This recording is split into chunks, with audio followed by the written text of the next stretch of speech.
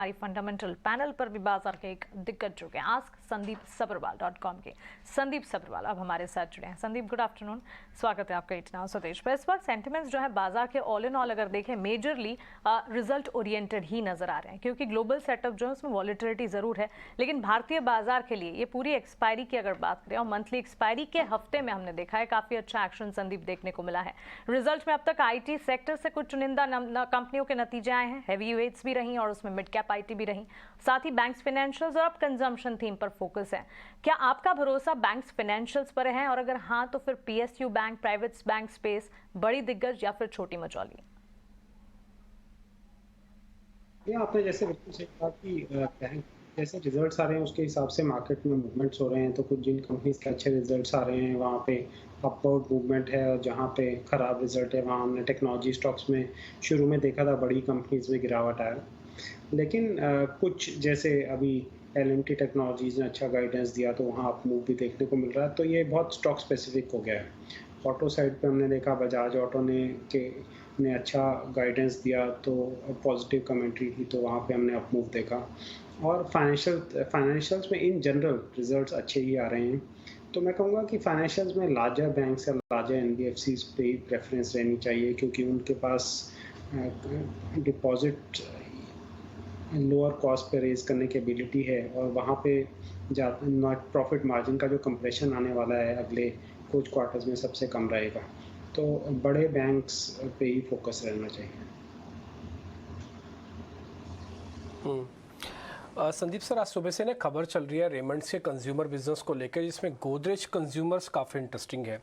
उनके 2-3 ब्रांड को ले सकता है। अभी खबर नीचे आ भी रही है ब्रेकिंग फॉर्म में, ये बात तय है कि कुछ ना कुछ डील हुई है, बातचीत जारी है रेमंड्स के साथ, ये ऐसा कन्फर्मेशन आ गया है। सुबह से था कि 3:30 बजे इनके एक स्ट्रेटजिकली प्रेस ब्रीफिंग भी हो सकती है। उससे पहले इनके 2 बड़े ब्रांड्स को, जो कि कंज्यूमर से जुड़े ब्रांड्स हैं, रेमंड्स आपको मालूम है 3-4 बिजनेसेस में ज़्यादा बटा हुआ है। एक तो रियल एस्टेट है, एक कपड़े का बिजनेस है, इनके अलावा एक छोटा और 1-2 काम और भी जो कि कंज्यूमर से जुड़े हुए हैं। तो वहाँ पर इनके साथ करार हो सकता है, ऑलमोस्ट भी कंफर्म हो रहा है। 3:30 बजे और क्लैरिटी आ जाएगी।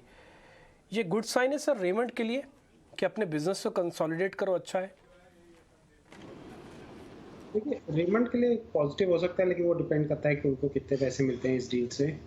मेनली क्योंकि रेमंड्स जो है वो कंज्यूमर साइड पे अच्छा कर नहीं रहा था, तो अपने उनके जो ब्रांड्स इतने स्ट्रॉन्ग ब्रांड्स हैं लेकिन उनमें ज़्यादा ग्रोथ नहीं थी। तो वहाँ पे अगर कुछ डील होती है और उनको वो लोग डाइवर्स कर पाते हैं तो उनके लिए पॉजिटिव हो सकता है, लेकिन वो डिपेंड करेगा उनको पैसे कितने मिलते हैं और एग्जैक्ट कंटूर्स क्या होंगे डील, उस पर हम कर सकते हैं। तो अभी तो जैसे आप कह रहे हैं कि जैसे अभी फ्लैशेस आ रहे हैं कि वो लोग कह रहे हैं कि बातचीत ही चल रही है, तो अगर आज अनाउंसमेंट आएगा तो उसके बाद कमेंट करना बेटर रहेगा।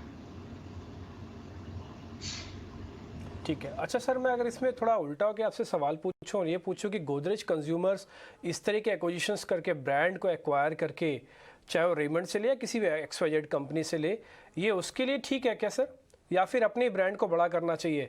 अब बना जो खबर मार्केट में है कि वो पार्क एवेन्यू को खरीदेगा।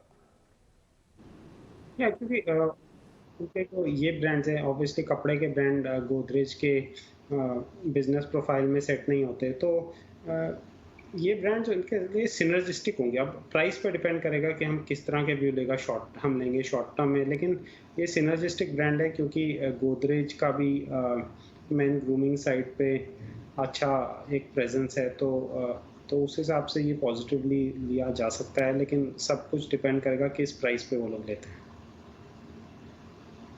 संदीप आपके पास आते हैं, लेकिन इस बीच लॉरस लैब के एक बार नंबर्स को भी एड्रेस कर देते हैं। इनका जो कंसोलिडेटेड एबिटा है वो भी घटा है और इनफैक्ट रेवेन्यू भी नीचे आए हैं और पैट में भी काफ़ी कमी दिख रही है। आप रेवेन्यूज़ को देखें तो वहाँ पर लगभग 70-80 करोड़ का वहाँ एक डेंट दिख रहा है। मुनाफा तो ऑलमोस्ट आधा हो गया है, इनफैक्ट आधे से थोड़ा कम ही।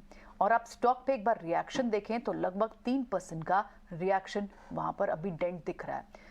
ठीक है, इन नंबर्स को बाद में ट्रेडिंग के लिहाज से भी डिस्कस करेंगे, लेकिन संदीप से कॉन्वर्सेशन जारी रखते हैं। संदीप, अब तक जो नंबर्स आए हैं, चाहे वो बैंक्स के आए हों, जो भी कमेंट्री अभी तक बैंक्स की, बड़े बैंक्स की आई हों, और for that matter deposit growth तो हमने देखा है, चाहे HDFC बैंक हो, ICICI बैंक है, तो बड़े बैंक्स के साथ तो शायद इतनी बुरी हालत नहीं रहेगी। अगर आगे भी शायद banks and financial space can continue to do well, लेकिन एट द सेम टाइम आप एफएमसीजी स्पेस के कमेंट्स को कैसे एनालाइज कर रहे हैं? नेस्ले जैसे स्टॉक्स, HUL जैसे स्टॉक्स जहाँ वॉल्यूम ग्रोथ बहुत की होती है, रूरल कंजम्पशन ट्रेंड बहुत ज़रूरी होते हैं, ये दो बड़ी पॉकेट्स के नंबर्स और कमेंट्स को कैसे अब तक एनालाइज किया आपने? देखिए नंबर्स इतने अच्छे नहीं हैं, लेकिन मैं कहूँगा कि अगर हम इन कंपनीज की कमेंट्री सुने तो जनरली इनकी कमेंट्री ये है कि ये लोग थोड़े इनको ग्रीन शूट दिख रहे हैं रिवाइवल के, रूरल मार्केट्स में अर्बन मार्केट स्टडी हो रहा है और इन्फ्लेशन का असर कम हो रहा है। तो अगर ये व्यू है तो आज के दिन ये स्टॉक्स जो है इतने ओवरऑल स्टॉक्स नहीं है, कोई ज़्यादा लोग इस पे इनमें निवेश करने के लिए देख भी नहीं रहा, लोग जनरली दूसरे सेक्टर्स को देख रहे हैं। तो इनमें से कुछ स्टॉक्स इंटरेस्टिंग हो सकते हैं जो नतीजे आते हैं उसके हिसाब से। तो बहुत कम कंपनीज में ऐसी हैं जो एक्चुअली 52 वीक हाइट के आसपास थी। तो गोदरेज कंज्यूमर उनमें से एक था जिन्होंने अच्छा आउटलुक दिया था, तो एक्चुअली 52 वीक हाइट के पास था। अभी थोड़ी गिरावट आई है इस न्यूज़ के बाद, ब्रांड एक्विजिशन के बाद। तो कुछ कंपनीज इनमें निवेश लायक ज़रूर होंगी। बीच बाजार में मजबूती जो है वो लगातार बढ़ती हुई इस वक्त नजर आ रही है। संदीप जी आपका शुक्रिया हमारे साथ जुड़ने के लिए, बाजार पर अपनी आउटलुक, अपने एनालिसिस हमारे साथ शेयर करने के लिए। Have a nice day to you. फिर से जल्द आपसे मुलाकात होगी।